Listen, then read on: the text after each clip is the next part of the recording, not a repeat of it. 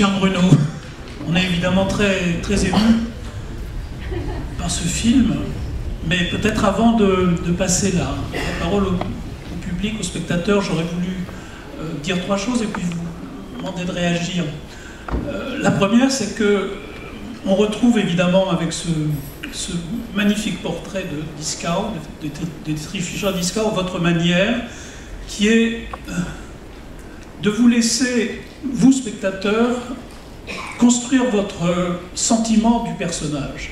C'est-à-dire que, de la même façon que dans votre Richter, dans votre Menuhin, on ne nous dit pas ce qu'il faut penser du héros du film, puisque c'est sa parole qui apporte l'information. Il n'y a pas des témoins, il n'y a pas des gens qui l'ont connu, qui l'ont approché, qui disent voilà, Dieskau c'était ça. Et c'est ça qui me paraît être évidemment l'élément de force et d'émotion de ce film, c'est que c'est la parole de Dieskau, et finalement, eh bien c'est à nous de construire quelque chose à partir de ce qu'il a dit. Je trouve que vous avez tout à fait raison. C'est probablement une marque de ce que je veux faire. Mais vous savez, le problème, c'est que je ne fais pas de petits films de télévision. Je sais quels sont les problèmes avec un film aussi gigantesque que celui-ci. Il y a une espèce d'accumulation extraordinaire de documents. Je pense que lorsqu'on fait un film sur un artiste aussi important que Fischer-Dieskau, il n'est pas question de se conformer au format habituel. Standard, c'est absolument hors de question.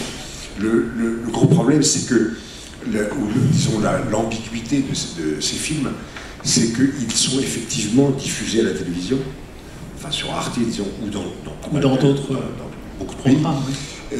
Mais ils ne répondent pas du tout aux normes télévisées. Et je crois que le fait de laisser justement chacun interpréter, après tout, il s'agit d'un film sur un très grand interprète, et je crois que le phénomène de l'interprétation est aussi essentiel pour nous tous, pour le spectateur, pour l'auditeur, d'avoir cette faculté, cette liberté de pouvoir apprécier sans qu'on lui dise quoi penser. Je pense que c'est effectivement essentiel.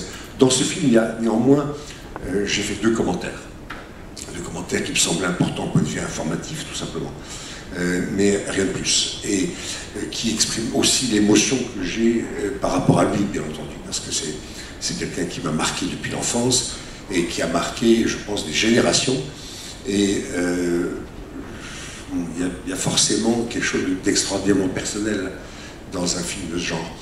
Mais je ne veux pas aller au-delà de ça. Je veux dire qu'effectivement, le fait de pouvoir lui laisser la parole dans sa langue, et non pas avoir recours à l'anglais obligatoire, c'est quelque chose d'important. Pour moi, c'est un gros effort, parce que mon allemand est un petit peu limité. Mais enfin, j'ai pu quand même mener ces entretiens qui se sont déroulés sur une très longue période en allemand, de telle sorte qu'il puisse s'exprimer dans sa propre langue, même s'il parle magnifiquement l'anglais ou le français.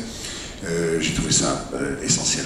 Mais effectivement, c'est ça. C'est le fait que le héros, la personne qui devient l'objet du portrait, puisse avoir une latitude complète pour s'exprimer.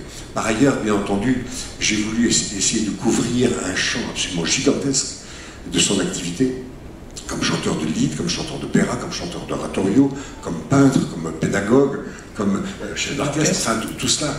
Je voulais qu'au moins il soit fait une mention qu'apparaisse à certains moments la diversité de sa culture et de son activité. Alors peut-être une autre question. Ce film, évidemment, est une somme sur Fischer-Dieskau, mais vous avez fait d'autres choses, notamment des captations.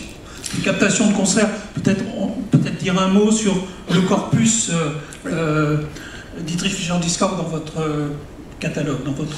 Oui, alors bien entendu, avant de se lancer dans un portrait de ce genre, j'ai beaucoup insisté, et nous avons travaillé pendant à peu près 9 ans sur tout cela avec Fischer-Dieskau, et j'ai insisté pour que nous puissions tourner beaucoup de musique. Beaucoup de musique. Nous avons également tourné les masterclass, enfin les cours. Il s'agissait d'avoir une énormité de documents qui puissent après nourrir. Le film avec Varadi aussi, bien sûr. Le film avec Varadi. On a montré ici il y a quelques années. Oui, mais le film avec Giulio Varadi était fait après. Mais effectivement, on a tourné. En fait, il existe 7 films que nous avons fait ensemble. Et celui-ci est, disons, le réceptacle de tout ce que j'avais prévu de faire avant. Ça a été d'ailleurs très très curieux parce que, il y avait en particulier, je me souviens très bien lorsque je lui ai demandé de pouvoir tourner, de pouvoir organiser spécifiquement pour nos besoins un récital Schubert. Nous avons tourné la Schöne Müllerin, la Belle Meunière à Paris en 92, donc quelques mois avant qu'il ne se retire.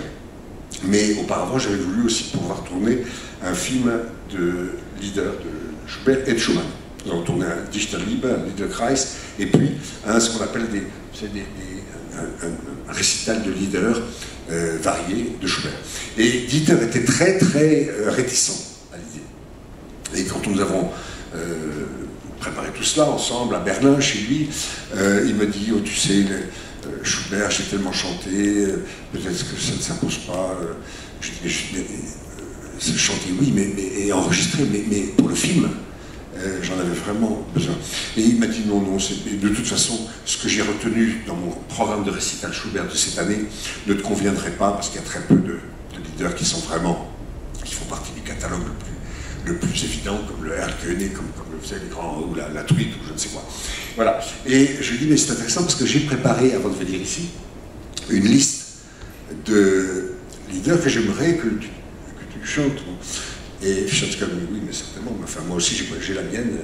Il a été chercher dans son bureau, il m'a sorti sa fiche, j'ai sorti de ma poche la mienne, et sur les 25 leaders retenus, 23 étaient les mêmes.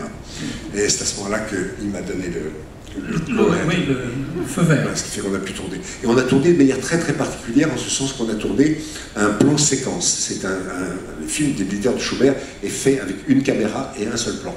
Pendant 1h30, il n'y a pas 2 plans, il y en a un seul. Et je crois que... Ce film est disponible en DVD.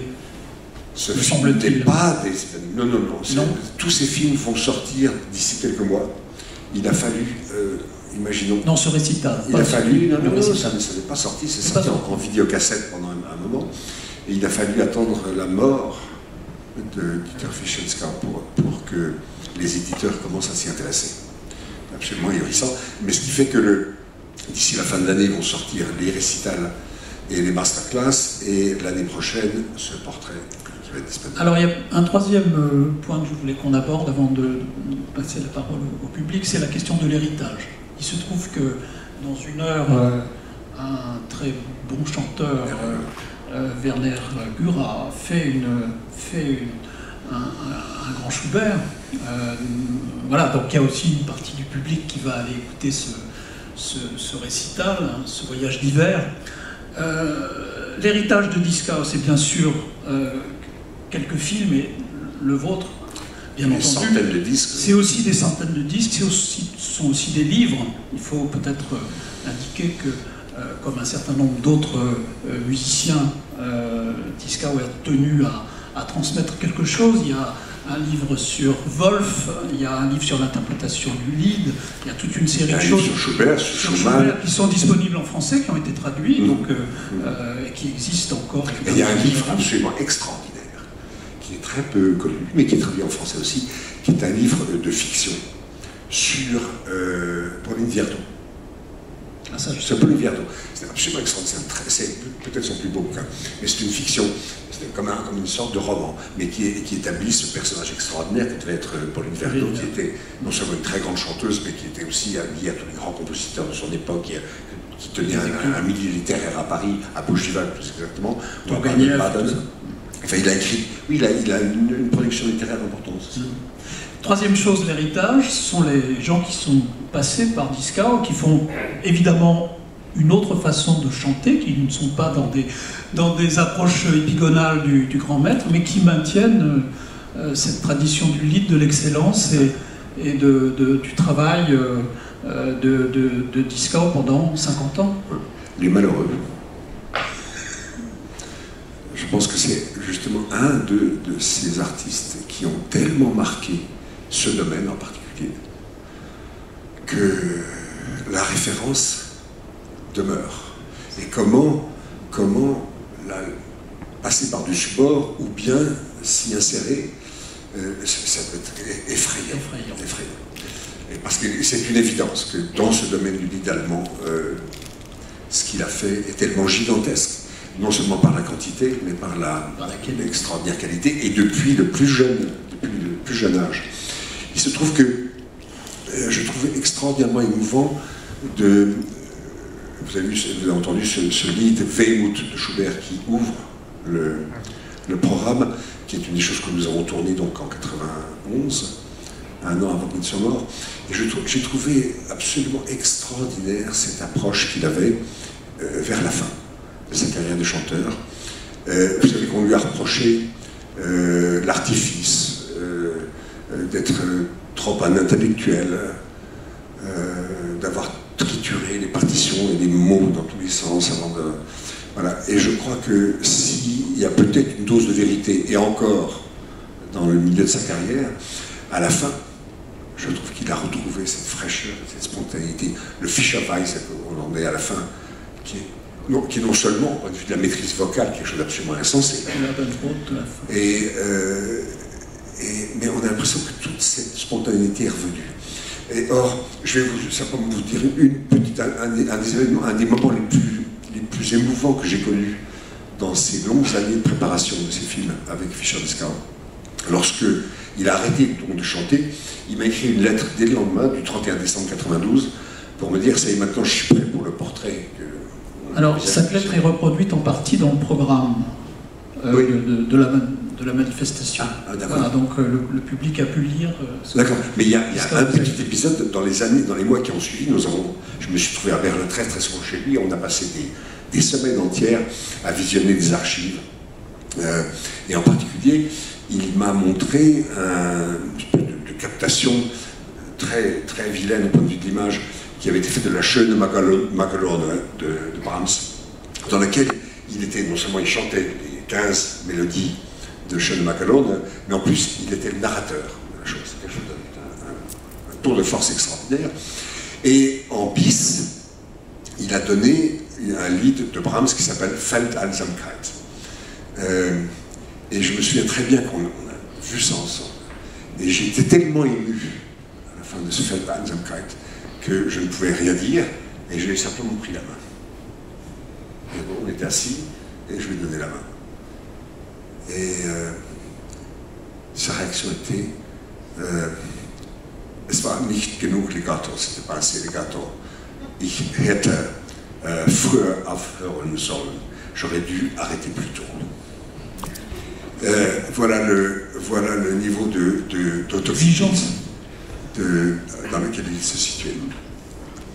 Merci beaucoup. Peut-être quelques... Voilà, maintenant peut-être des